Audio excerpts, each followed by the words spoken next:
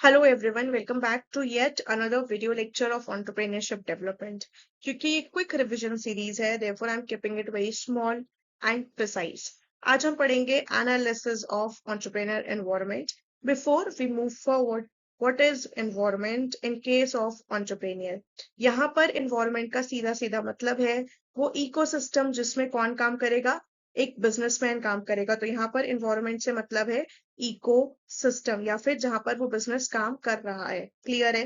तो इन्वायरमेंट का यहाँ पर वो मतलब है। अब हमको देखना है कि क्या टाइप्स ऑफ इन्वायरमेंट है जो एंटरप्रेन्योर को अफेक्ट करते हैं। उसके पहले व्हाट इज इन्वायरमेंट, जैसे अभी हमने डिस्कस किया, वो सराउंडिंग जहां पर बिजनेस काम करेगा, क्योंकि कोई भी बिजनेस वैक्यूम या वॉइड पे काम नहीं करेगा।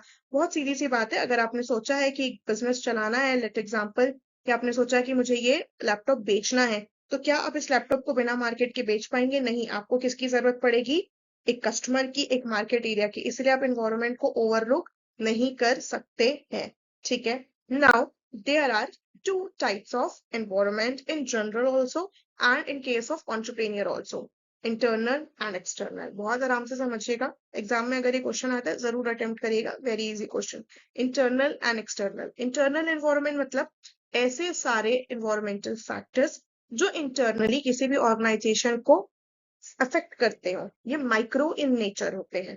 ठीक है? For example, all this organization structure, process etcetera, इसी को हम इजी फॉर्म में एम के रूप में याद करते हैं।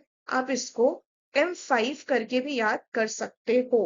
ठीक है? MJ5, M5 क्या क्या? मनी, कितना कैपिटल ऑर्गेनाइजेशन में लगा है, कैसे अरेंज हुआ है, फंडिंग की रिक्वायरमेंट कैसे मीटअप की जाती है, वर्किंग कैपिटल की रिक्वायरमेंट को कैसे मीटअप किया जाता है, कितनी लागत से आपका बिजनेस खुला है, क्या साइज है आपके ऑर्गेनाइजेशन का, ये सब कुछ मनी से डिसाइड होता है।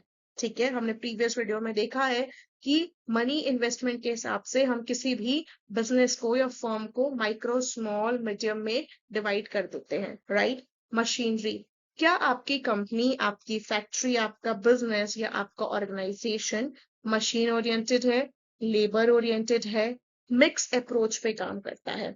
अब क्योंकि हम एआई की दुनिया में आ चुके हैं, तो ऐसे में आपका मशीनरी को पढ़ना बहुत इंपॉर्टेंट हो जाता है, बिकॉज ये आपकी ओवरऑल प्रोडक्टिविटी को चेंज करने में हेल्प कर सकता है, या मैं बोलूँ कि आपके साल भर के सेट टारगेट को मीटअप करने में हेल्प कर सकता है।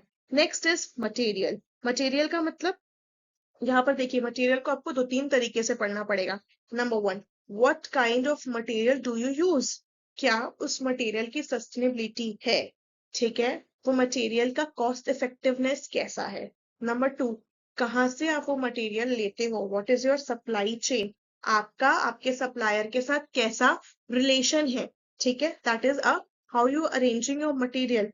आपको वो कितने कॉस्ट में देगा, तब आप प्रॉफिट मार्जिन बना पाओगे।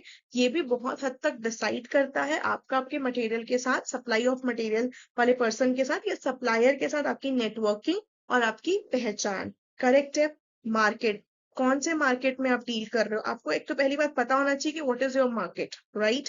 आपका मार्केट एरिया क्या है, आपकी टारगेट ऑडियंस क्या है, किस सिटी पे, किस कंट्री पे, किस जगह पे वो बिजनेस चलेगा, नहीं चलेगा, बिजनेस खोल रहे हैं तो क्या वो वहां चलेगा, नहीं चलेगा, ये पूरा कंप्लीट एनालिसिस आपको मार्केट के पॉइंट ऑफ व्यू से करना है। देन अगेन, की परफेक्ट कंपटीशन है, मोनोपोली है, क्या है, मोनोपोलिस्टिक है, किस मार्केट में आप एंटर कर रहे हो या किस मार्केट को आप बिलोंग करते हो, ये भी पढ़ना आपका काम हो जाएगा। फिर है मैन। मैन का मतलब है आपके यहाँ काम करने वाले एम्प्लॉइज। ठीक है? देखिए, ऑर्गेनाइजेशन चाहे छोटा हो, बड़ा हो, 2 लोगों का हो, 2000 का हो या 2 लाख लोगों का हो, एक प्यून से लेकर एक टॉप डायरेक्टर तक की एक्टिविटी बिजनेस ऑर्गेनाइजेशन को बहुत ज्यादा अफेक्ट करती है। आपको ऐसा लगेगा, लेकिन हर किसी का महत्व है, इसीलिए वो उस फर्म में काम करते हैं। सीधी सी बात है, इसीलिए फर्म उनको सैलरी देता है। अगर उनका छोटा सा भी इंपॉर्टेंस ना हो तो कोई भी कंपनी उसको सैलरी नहीं देगी। तो आपके यहाँ काम करने वाले एम्प्लॉइज का बहुत बड़ा हाथ होगा इन इंटरनल एनवायरनमेंट। वो हार्मनी डिसाइड करते हैं, वो आपकी कंपनी का ऑरा डिसाइड करते हैं, वो आपकी कंपनी की ओवरऑल प्रोडक्टिविटी को बढ़ा सकते हैं या हैम्पर कर सकते हैं। ठीक है? अब पढ़ते हैं एक्सटर्नल एनवायरनमेंट। एक्सटर्नल एनवायरनमेंट यानी कि सारे मैक्रो फैक्टर। इसको याद करने का बहुत सिंपल तरीका है, आप इसको ऐसे याद करिएगा। Pastel, P stand for political, E stand for economical, S stand for sociological या social factors, T stand for technology, and L stand for legal factors. Now, what is political factors? Political factors means government के द्वारा होने वाली सारी activities, ठीक है। आपकी जगह की सरकार, आपकी जगह की पॉलिटिकल पॉलिसीज कैन रीफ्रेम और शेप और हेल्प यू टू ग्रो और हेल्प यू टू इवन कई समटाइम्स वो आपके बिजनेस को डिस्ट्रॉय भी कर देता है। तो पॉलिटिकल फैक्टर को ध्यान में रखते हुए आपको चीजें करनी है, जैसे कि कोविड-19 की सिचुएशन में हमें जो भी पॉलिटिकली अनाउंसमेंट हो रही थी उसे फॉलो करना था। फॉर एग्जाम्पल, आपकी दुकान 9 से 5 खुलेगी, मतलब 9 से 5 खुलेगी और आपको उसको फॉलो करना पड़ा। तो क्या आपका बिजनेस इन एनवायरमेंटल फैक्टर्स को जो एक्सटर्नली है उनको फेस करने के लिए कितना रेडी है? नेक्स्ट इज इकोनॉमिकल, आप किस इकोनॉमी का पार्ट है, कैसी इकोनॉमी पे आपका बिजनेस वर्क करता है। There are many stakeholders, shareholders की बात नहीं कर रही हूँ, स्टेक होल्डर्स। स्टेक होल्डर्स का मतलब है जो आपकी कंपनी में डायरेक्टली और इनडायरेक्टली रिलेटेड है। शेयर होल्डर्स तो वो होते हैं जो शेयर्स खरीदते हैं, जिनका मालिकाना हक होता है। स्टेक होल्डर्स कौन है? जो कंपनी में डायरेक्टली रिलेटेड है या इनडायरेक्टली, जैसे कि कस्टमर्स हो गए, सप्लायर्स हो गए, कॉम्पिटिटर्स हो गए, ये सब कहीं ना कहीं से रिलेटेड है, इसलिए ये स्टेक होल्डर्स का पार्ट हो जाएंगे। तो आपकी बिजनेस एरिया का, आपकी सोसाइटी का, यहाँ पर आप जहां पर आपका बिजनेस ऑपरेट करता है, वहां की इकोनॉमिक कंडीशन कैसी है। जैसे हम बोलचाल की भाषा में बोल देते हैं ना कि इन्फ्लेशन बढ़ा हुआ है तो बिजनेस नहीं चल रहा है, ये इकोनॉमिक सिचुएशन है, राइट। कभी कभी हम ऐसा बोलते हैं कि उस सिटी पे बिजनेस जल्दी फलता है क्योंकि वहाँ की इकोनॉमी में ग्रोथ दिखता है, लोग इन्वेस्ट करना पसंद करते हैं, there are more innovators, there more ऐसे लोग हैं जो ऐसे लोग हैं, ऐसे कस्टमर्स हैं जो जल्दी अर्ली अडाप्टर्स हैं, राइट, है ना। तो ये इकोनॉमी का पार्ट हो जाता है। अब आता है सोशल। सोशल मतलब आपकी सोसाइटी या लोग, जो आसपास के लोग हैं, वो बहुत तक आपके बिजनेस को अफेक्ट करेंगे। जैसे कि अगर मैं इंडिया की बात करूं, बहुत सारे स्टेट्स की बात करूं, तो traditional clothing are more accepted here. तो अगर मैं उस बिजनेस पे चाहती हूँ तो there will be more chances of profit, more chances of success rather than any other type of clothing, क्योंकि वो यूनिवर्सली एक्सेप्टेड है। So I need to understand my society as well, which includes the people, right? Next is technological.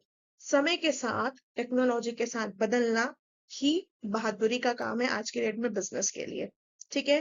कितने भी old concept हो, even अगर आप third generation हो अपने बिजनेस के, हमने ये पढ़ा है first, second and third generation, you need to add on some extra effects on your business so that वो अभी के टर्म पे इस बढ़ती हुई महंगाई के टर्म पे और इस बढ़ती हुई fast rapid changing modern equipment के टर्म पे वो अच्छे से काम करे, ठीक है। हमने चाहे अमृत तुल्य का एग्जांपल देखा कि वो हो सकता है आपको लगता हो कि वो नया बिजनेस है, बट वो फ्रेंचाइजी के तौर पे आगे आ चुका है।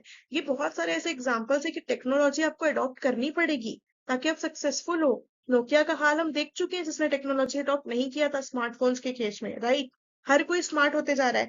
आप एक कंपनी का कोई बल्ब देखोगे नए तरीके का विच इज सेविंग एनर्जी, आप तुरंत दूसरी कंपनी का सेम बल्ब देखोगे विच इज सेविंग एनर्जी, क्योंकि technology need to be adopted so that वो मार्केट में सस्टेन कर पाए। तो हम उसको इस पॉइंट ऑफ व्यू से पढ़ रहे हैं। अब आप बिजनेस के पॉइंट ऑफ व्यू से पढ़िए, क्योंकि उनको टेक्नोलॉजी बार बार अडॉप्ट करना है, मतलब ये फैक्टर उनके बिजनेस को अफेक्ट कर रहा है। लीगल फैक्टर्स, देखिए लीगल और पॉलिटिकल में डिफरेंस है। Politics is part of government, legal मतलब which is written by rules and regulations followed by the constitution, ठीक है। इसके बारे में लिखित जानकारी है, इसके बारे में लिखा गया है, ये लॉ में मेंशन है, इसके अगेंस्ट जाना ऑफेंस है, पनिशेबल एक्ट है। जैसे कि मान लो किसी कंपनी को आपने कंपनीज एक्ट 2013 में रजिस्टर कराया है, तो ये एक्ट है, ये मेंशन है, इसकी डिटेल्स को आपको फॉलो करना है। पार्टनरशिप डीड एक लीगल होगा, ठीक है, लीगल आइडेंटिटी बनती है एक कंपनी की, उसकी सेपरेट आइडेंटिटी हो जाती है। तो लीगल चीजें आपके बिजनेस को बट ऑब्वियस है बहुत ज्यादा अफेक्ट करेंगी। टैक्सेशन सिस्टम आपके बिजनेस को बहुत ज्यादा अफेक्ट करेगा, बहुत सारी लीगल फॉर्मेलिटीज है।